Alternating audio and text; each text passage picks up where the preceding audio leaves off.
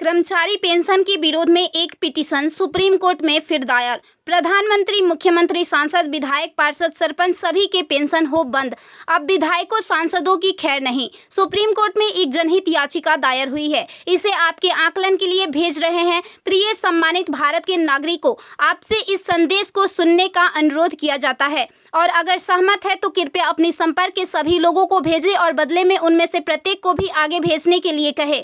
3 दिनों में पूरे भारत में यह संदेश होना चाहिए। भारत में हर नागरिक को आवाज़ उठानी चाहिए। 2018 का सुधार अधिनियम। सांसदों को पेंशन नहीं मिलनी चाहिए क्योंकि राजनीति कोई नौकरी या रोजगार नहीं बल्कि एक निःशुल्क सेवा है।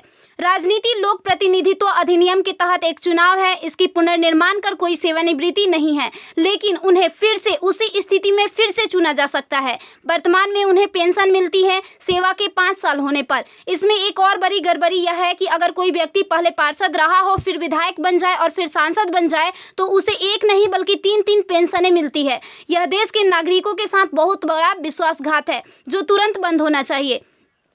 केंद्रीय वेतन आयोग के साथ संसद सदस्यों, सांसदों का वेतन भत्ता संशोधित किया जाना चाहिए और इनको इनकम टैक्स के दायरे में लाया जाए।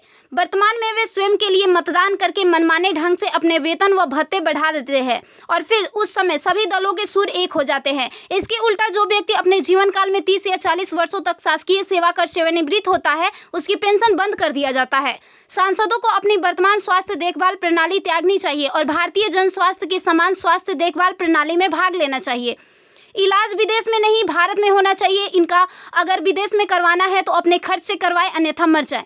मुफ्त छूट, राशन, बिजली, पानी, फोन बिल जैसी सभी रियायत समाप्त होनी चाहिए। वे न केवल ऐसी बहुत सी रियायतें प्राप्त करते हैं बल्कि वे नियमित रूप से इसे बढ़ाते भी रहे हैं। अपराधी नेताओं को चुनाव लड़ने से रोका जाए। संदिग्ध व्यक्तियों के साथ दंडित रिकॉर्ड, आपराधिक आरोप और दृढ़ संकल्प अतीत या वर्तमान को सांसद से प्रतिबंधित किया जाना चाहिए। कार्यालय में राजनेताओं के कारण होने वाली वित्तीय हानि उनके परिवारों, नामांकित व्यक्तियों, संपत्तियों से वसूल की जानी चाहिए। सांसदों को भी सामान्य भारतीय लोगों पर लागू सभी कानूनों का समान रूप से पालन करना चाहिए।